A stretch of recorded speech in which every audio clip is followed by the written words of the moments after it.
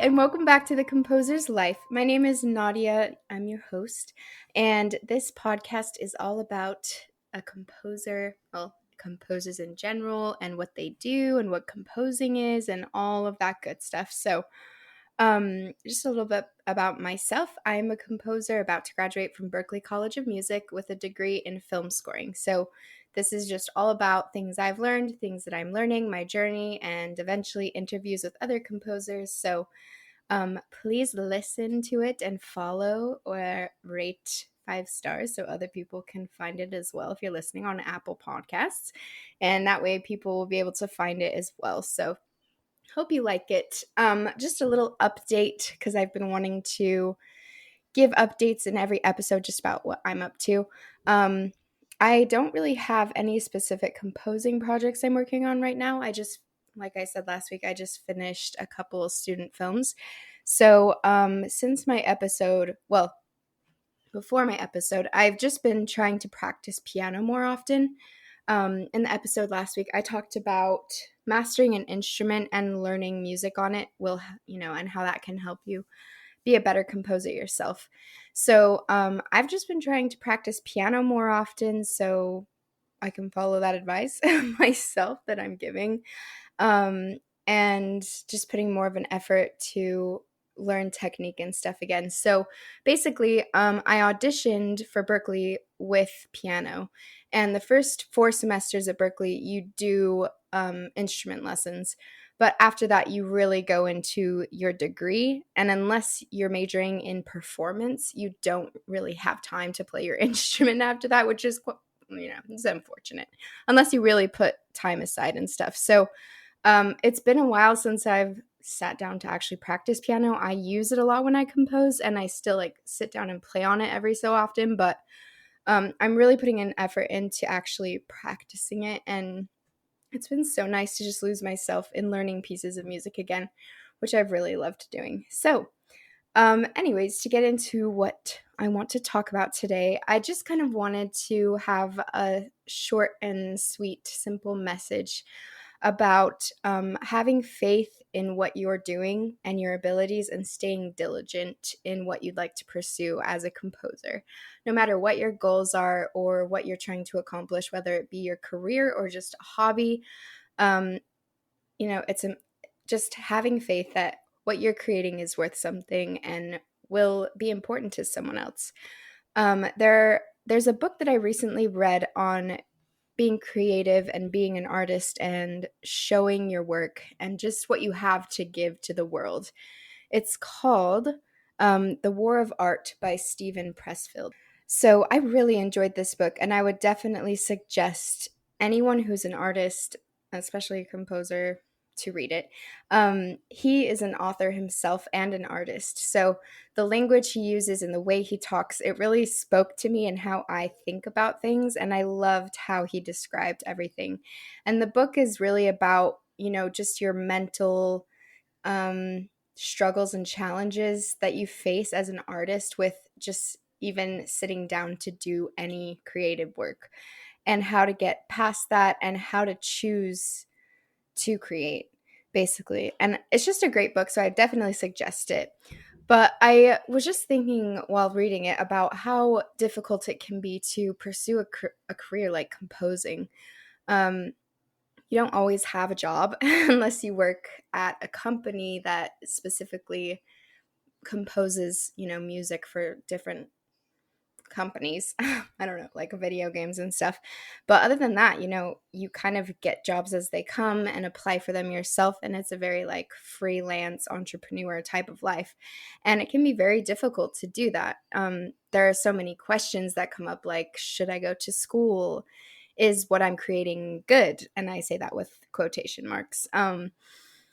Is what I'm spending my time on helping me? What should I be learning or focusing on? Because there really are so many things to learn in music.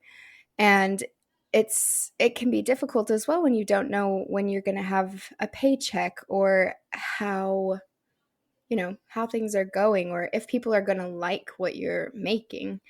And it can be difficult, to have a whole life built around something that sometimes feels like you don't really know, what's going to come from it. And, sometimes I feel like with the efforts I'm putting in, I feel like I'm trying to put a set of Legos, like build a certain set in the dark. And I'm like, okay, well, I guess today I'll like study this and I'll write this and I guess I'll plan to do this and this. But sometimes I'm like, is this going to do anything for me? And it's easy to find myself just questioning everything I'm working on.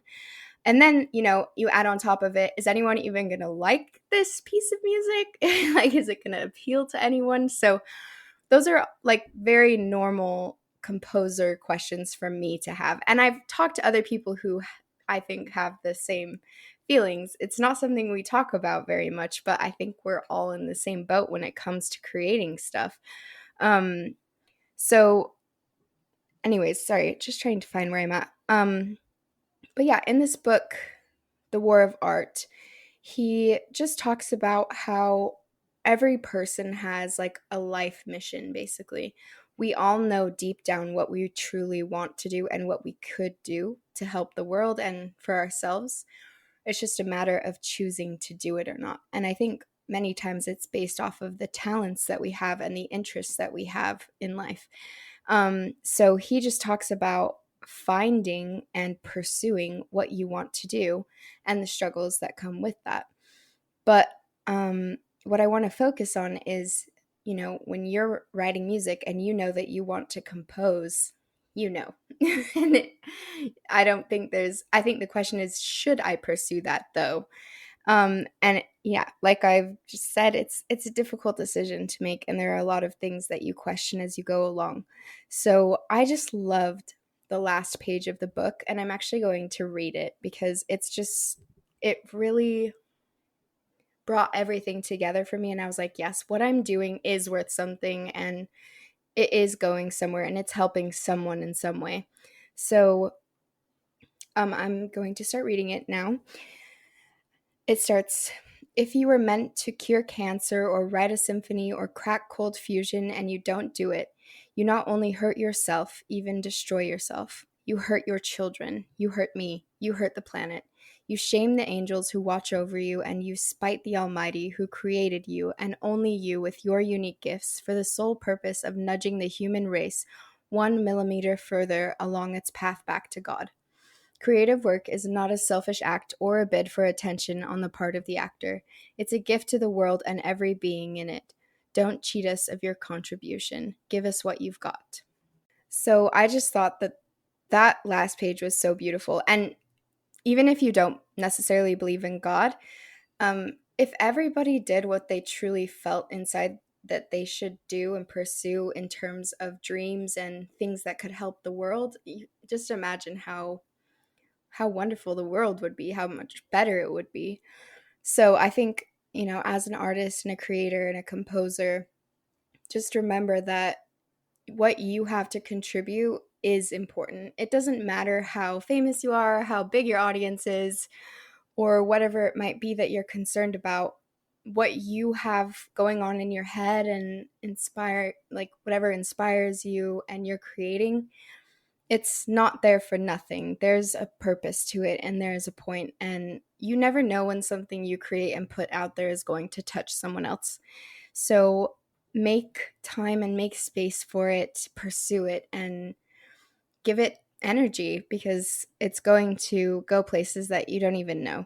So I just wanted to have that short thought today that no matter what questions or struggles you might be going through with, whether or not you should create something or do something or pursue it, just go for it because you just don't know what can come from it, and stick with it. Like, you have to put time and work and energy into it. And, even for myself, where I don't necessarily like have a job or anything yet, we just have to keep going and keep pushing and keep learning. And everything we do will amount to something and will mean something in the world. So that's all I have for you today. I hope that you enjoyed this episode, and I will talk to you guys next week.